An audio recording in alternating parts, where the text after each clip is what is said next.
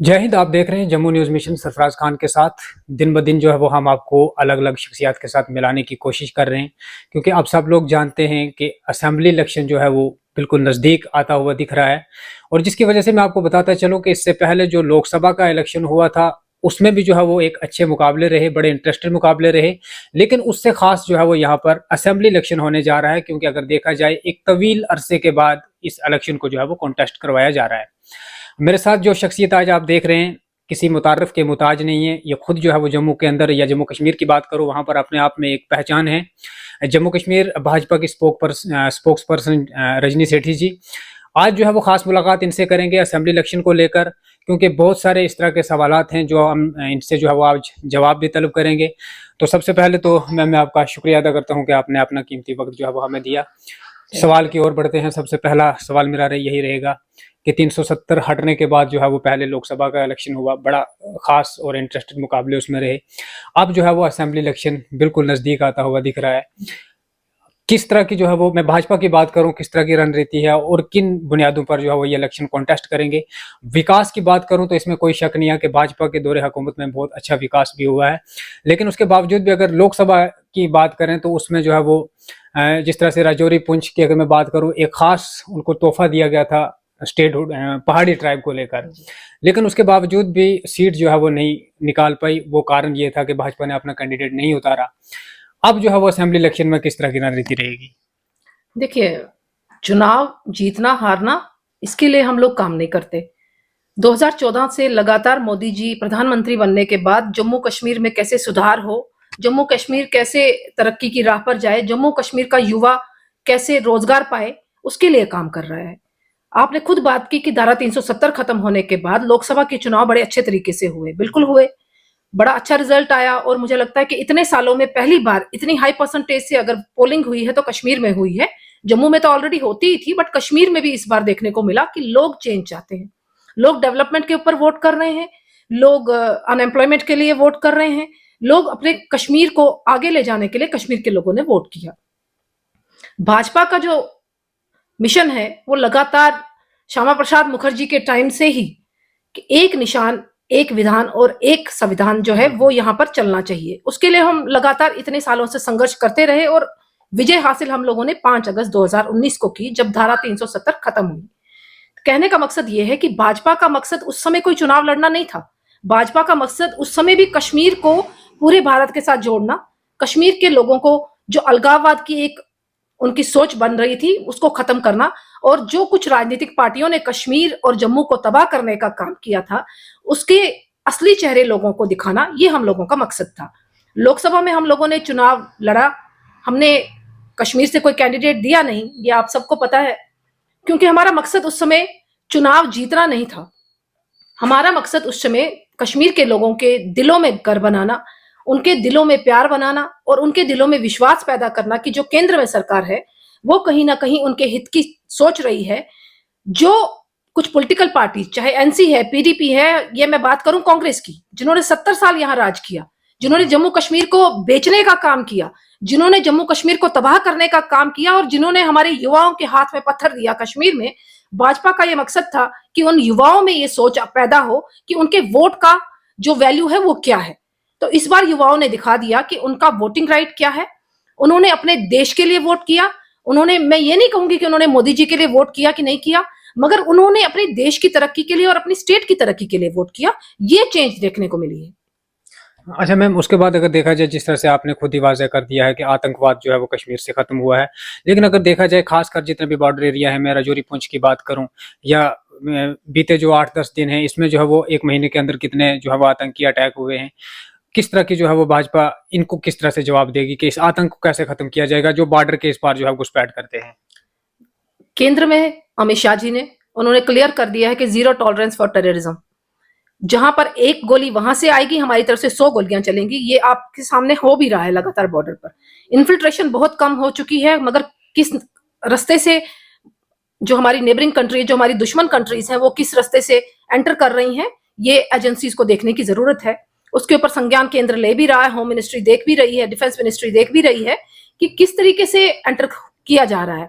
कहने का मतलब यह है कि पिछले इतने सालों में जम्मू कश्मीर में जिस हिसाब के आतंकवाद, मैं आतंकवाद को डिफरेंशिएट नहीं कर रही, जिस तरीके का आतंकवाद पहले बन रहा था और यहाँ की पॉलिटिकल पार्टीज उनको सपोर्ट कर रही थी, कहीं ना कहीं दर्शाता था कि यहाँ की पॉलिटिकल पार्टीज की मंशा भी यहाँ पर आतंकवाद को फैलाना था।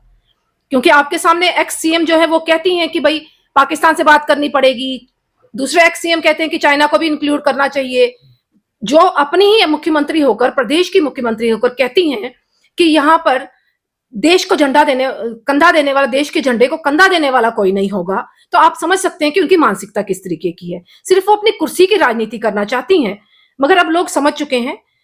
हम ये नहीं चाहते कि किसी भी टाइप की आतंकवाद यहाँ पर हो, किसी की भी जान जाए, हम उसकी निंदा करते हैं, मगर कहीं ना कहीं समय लगेगा।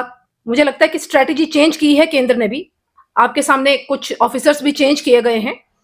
स्ट्रेटेजी चेंज करके किस तरीके से इस पे रोकथाम लगे, जो टारगेट किलिंग हो रही है या इन्फिल्ट्रेशन हो रही है या बॉर्डर्स को क्रॉस किया जा रहा है, ये चिंता का विषय जरूर है।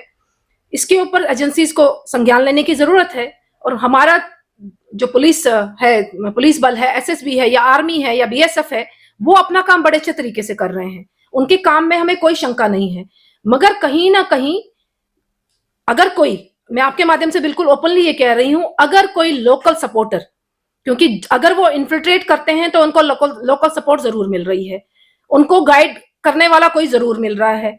तो मुझे आपके माध्यम से कहना पड़ेगा कि आप जम्मू कश्मीर के नागरिक हैं, आप जम्मू कश्मीर का खाते हैं, भारत का खाते हैं, और गद्दारी अगर अपने देश के साथ करेंगे उसका जवाब आपको अपने अल्लाह को देना पड़ेगा, अपने भगवान को देना पड़ेगा।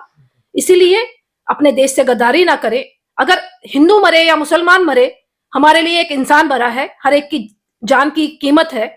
तो मुझे लगता है कि लोकल जो सपोर्ट कर रहे हैं एजेंसीज को, उनको भी देखने की जरूरत है, उनकी सपोर्ट को खत्म करने की जरूरत है। बाकी मुझे लगता है कि वो सक्षम है, हमारी एजेंसी सक्षम है कि कैसे इसको नकेल कसी जाए, कैसे आतंकवाद पर अंकुश लगाया जाए।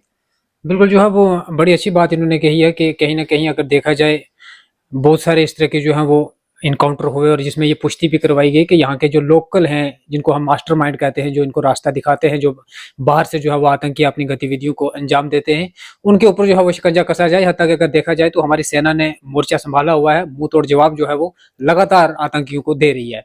तो मैम, जिस तरह से बात कर रहे थे हम असेंबली इलेक्शन को लेकर, क्योंकि लोग जो हैं वो आज एडवांस हैं, वो पहले ही लोग जानना चाह रहे हैं कि आखिर जो आने वाला असेंबली इलेक्शन है इसमें जो है वो युवाओं को क्या फायदा होगा। अगर मैं स्मार्ट सिटी की बात करूं, जम्मू स्मार्ट सिटी हो या कश्मीर स्मार्ट सिटी हो, ये जो है वो पिछले 10 सालों में काफी इंप्रूव इसको देखने को मिला है। अब जो इसके गिरदोनवा की जितनी भी सिटीज हैं, जिस तरह से राजौरी पुंछ की मैं बात करूं या फिर बाकी जितने भी डिस्ट्रिक्ट्स हैं उनकी मैं बात करूं, राजौरी पुंछ की अगर मैं खास बात करूं, जो है वो बजट में कई बार रेलवे ट्रैक को लेकर बात हुई, लेकिन नहीं बन पाया वो आज तक। अब रेलवे ट्रैक जो है वो लोग इसलिए मांग रहे हैं क्योंकि जो लोग यहाँ से कश्मीर वैली की ओर जा रहे हैं, टूरिस्ट लोग, अगर रेलवे ट्रैक होता, शॉर्टकट रास्ता देखकर जो है वो शायद राजौरी पुंछ को भी टच कर दे, वो हमारे जो बाहर से आए हुए लोग होते हैं, तो डेवलपमेंट जो है वो और ज्यादा बढ़ जाती, वहां के लोगों को जो है वो एक कमाने का जरिया बन जाता। क्या आने वाले असेंबली इलेक्शन में, क्योंकि हो सकता है कि यहाँ पर जिसकी भी सरकार बने, चाहे वो भाजपा हो, चाहे कांग्रेस हो, चाहे कोई अदर्स पार्टी हो, क्या भाजपा का ये जोर रहेगा कि राजौरी पुंछ को जो है वो रेलवे ट्रैक के साथ मिलाया जाए या रेल की वहां पे सहूलत जो है वो दी जाए? लगातार 2014 से मुझे लगता है कि पिछले 10 साल में हम लोग लगातार डेवलपमेंट का काम कर रहे हैं। किस तरीके से जम्मू कश्मीर में रेलवे ट्रैक्स और रोड का वाइडन करना, हॉस्पिटल्स, एजुकेशन हब, तो अलग अलग स्कीम्स जो हैं जम्मू कश्मीर में लाई गई हैं। तो मेरे कहने का मतलब है राजौरी पुंछ कहीं छूटा नहीं रहेगा। जो हमारा मिशन था, जो हमारा लक्ष्य था एसटी का दर्जा देना, वो हम लोगों ने दिया। जो हमारा लक्ष्य था गोरखा समाज को उनके राइट्स दिलवाने, वो हम लोगों ने दिया। जो हमारा मकसद था वेस्ट पाकिस्तानी रिफ्यूजियों को उनके राइट्स दिलवाने, वो हम लोगों ने दिया। कहीं ना कहीं जो वंचित समाज था, चाहे महिलाएं थी, चाहे युवा समाज था, जो भी वंचित समाज था, वो जम्मू कश्मीर को उनके राइट्स मिले हैं। तो ये हम नहीं कह सकते कि डेवलपमेंट नहीं हुई। पिछले 10 साल में लगातार डेवलपमेंट हुई है। मुझे लगता है कि जम्मू की बनिस्बत कश्मीर में ज्यादा डेवलपमेंट हुई है। तो केंद्र का फोकस भी ज्यादा कश्मीर पर रहता है, क्योंकि कश्मीर कहीं ना कहीं कुछ पॉलिटिकल पार्टीज अपने हाथों में लेना चाहती है और अपने पॉलिटिकल बेनिफिट के लिए इसको यूज करना चाहती है, मगर केंद्र ऐसा नहीं होने देगा। असेंबली के चुनाव मुझे लगता है बहुत जल्द होने वाले हैं। कल शायद इलेक्शन कमीशन की मीटिंग भी है 8 और 9 को। मैं जो देख रही थी कि कश्मीर में है, शायद 10 को जम्मू में आकर है। अलग अलग पार्टियों से मिलना रहेगा। उसके बाद क्या इलेक्शन कमीशन डिसाइड करती है, जो भी डेट डिसाइड होगी, हम 24/7 तैयार रहने वाले कार्यकर्ता हैं और लोग भी ये समझते हैं कि अगर जम्मू कश्मीर को बचाना है तो भाजपा को जरूर लाना है, क्योंकि भाजपा ही एक ऐसी पार्टी है जो जम्मू कश्मीर को बांध कर रखती है, जो किसी कम्युनिटी के ऊपर पॉलिटिक्स नहीं करती। आपने देखा होगा कि मोदी जी के भी मकसद में, मोदी जी के भी काम में कहीं पे भी हिंदू मुसलमान नहीं है, मगर जो हमारे यहाँ के एक्स सीएम है वो कहीं ना कहीं एक कम्युनिटी को प्रमोट करते हैं और दूसरी कम्युनिटी को इग्नोर करते हैं। तो हम भी समझ रहे हैं, क्योंकि हम भी इतने बेवकूफ नहीं हैं जम्मू के लोग कि आप किस कम्युनिटी को प्रमोट कर रहे हैं, बट उस कम्युनिटी के भी आप सगे नहीं है, उस कम्युनिटी को भी आप अपने वोट बैंक के लिए यूज कर रहे हैं। अगर आप उनके सगे होते तो उसी कम्युनिटी को, मैं कहती हूँ, कहीं ना कहीं डेवलप किया होता है, उसी कम्युनिटी को कहीं ना कहीं एम्प्लॉयमेंट दी होती। तो हम कहते ठीक है जी, हमारे समाज को नहीं दी तो अपने समाज को दे दी।